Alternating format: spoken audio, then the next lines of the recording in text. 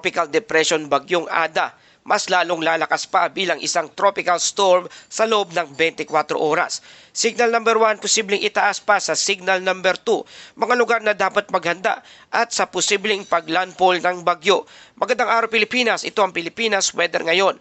Narito na ating update sa panahon. Kung bago ka lang sa ating channel, please like, share, and subscribe para lagi ka updated sa panahon. Salamat sa iyong suporta. Mga kababayan, kaninang umaga ang sentro ng Tropical Depression Ada ay namataan sa layong 635 kilometrong silangan ng Hinatuan, Surigao del Sur. Ang lakas ng hangin ay mayroong maximum sustained wind na 45 km per hour at may pagbugso na hangin na hanggang 55 km per hour. Ang central pressure nito ay maabot sa 1,004 HPA. Kumikilos pahilangang kanluran pa-northwestward sa bilis na 35 km per hour. Ang lawak ng hangin ay malalakas na hangin ay umaabot hanggang 500 km mula sa sentro. Kaya kahit malayo pa ang bagyo, ramdam na ang epekto nito. Kaya naman ang Tropical Cyclone Wind Signal number 1 ang kasalukuyang nakataas na may hangin na 39.61 km per hour. At babala na merong minimal hanggang minor na pinsala ang posibleng maranasan sa ilang mga lugar. Apektado ang lugar ng Visayas, Northern Samar, Eastern Samar, Mindanao, Dinagat Island, Surigao del Norte, Surigao del Sur. Paalala po natin, posibleng mas malakas pa ang hangin sa baybayin at kabundukan, lalo na sa mga lugar na lantad sa hangin amihan. Mga kababayan, dahil sa Tropical Depression Ada at Northeast Monsoon o hangin amihan, inaasahan ang malakas na ulan sa ilang bahagi ng bansa. Para sa detalye ng ulan, narito na ang weather advisory na inilabas ng Pag-asa kaninang alas 11 ng umaga. Malakas na hangin dahil sa amihan at bagyong Ada. Ngayong araw, January 14, Batanes, Babuyan Island, Ilocos Norte, Abra, Cagayan, Isabela, Aurora, Quezon, Bicol Region, Camarines Norte at Camarines Sur, kasama ang Catanduanes at Sorsogon. Bukas naman, January 15, sa lugar ng Batanes pa rin hanggang Calabarzon, Mindoro, Romblon, Marinduque, Bicol Region at Central Visayas.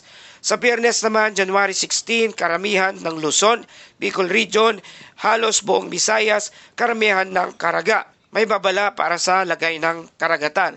Mapanganib ang karagatan sa maraming lugar na umabot hanggang 4 na metro ang alon.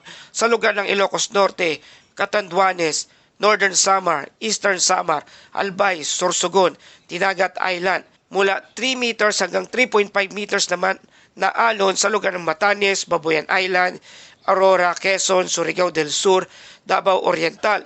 Mahigpit na pinapayuhan ang malilit na sasakyang pandagat at bangka na huwag munang pumalaot sa ngayon. Dumako naman tayo sa track at posibleng paglakas ng bagyong Ada. Sa susunod na 3 araw, kikilos ang bagyong Ada pa west-northwest hanggang northwest. Posibleng dumaang malapit o maglandfall sa Eastern Visayas sa Biyernes, January 16 o Sabado ng madaling araw o kaya naman January 17. Susunod na posibleng landfall ay sa Catanduanes naman, January 17 to January 18. Pagkatapos nito ay lilihis pa northeast palayo ng Luzon. Ang lakas ay posibleng maging tropical storm sa loob ng 24 oras at patuloy pang lalakas habang nasa Philippine Sea. Bukod sa malalakas na hangin at mapanganib na karagatan, ang pinakamalaking banta ng Tropical Cyclone Ada ay ang matinding pag-ulan sa silangan at gitnang bahagi ng bansa sa mga susunod na araw. Ngayon hanggang bukas ng tanghali, January 15 hanggang January 15, 50 to 100 mm na buhos ng ulan sa lugar ng Eastern Samar, Dinagat Island, Surigao del Norte, Surigao del Sur. Posibleng epekto biglang pagbaha at pagguho ng lupa lalo na sa mabababang lugar at bulubunduking lugar. Bukas ng tanghali naman hanggang Biyernes ng tanghali, January 15 to January 16. Mayroong 100 to 200 mm na buhos ng ulan sa Northern Samar, Eastern Samar, habang 50 to 100 mm naman na buhos ng ulan sa Catanduanes, Sorsogon, Samar, Biliran, Leyte, Southern Leyte, Dinagat Island, Surigao del Norte. Mataas ang banta ng pagbaha at landslide sa mga lugar na makakaranas ng tuloy-tuloy at malalakas na pag-ulan. Sa darating na Biyernes ng tanghali hanggang Sabado ng tanghali, January 16 to January 17, mayroong 100 to 200 mm na buhos ng ulan sa lugar ng Catanduanes, Albay, Sorsogon, Northern Samar, Eastern Samar. 50 to 100 mm naman na buhos ng ulan sa Camarines Norte, Camarines Sur, Masbate, Samar, Biliran at Leyte. Sa ating mga kababayan, mahalagang paalala, mas mataas pa ang ulan sa mga bulubundukin at matataas na lugar. Ang dating mga pag-ulan ay maaring magpalala ng baha at landslide sa ilang mga lugar.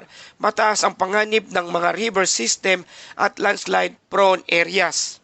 At paalala po sa ilang ahensya ng publiko, pinapayuhan ang local government unit o local regional DRRMO offices na ihanda ang preemptive evacuation kung kinakailangan.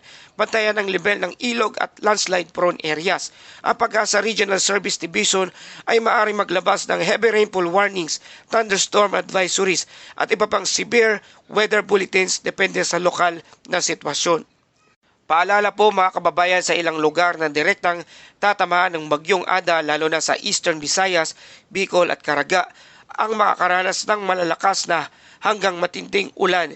Ang pinakamataas na rainfall ay mula 100 hanggang 200 mm na buhos ng ulan. Paalala, ang baha at landslide ang pangunahing banta sa mga lugar na yan. Patuloy na magbantay at sumunod sa abiso ng Pag-asa at ang inyong local government unit. Salamat sa iyong patuloy na pagtutok o pagtangkilik dito sa Pilipinas Weather Ngayon.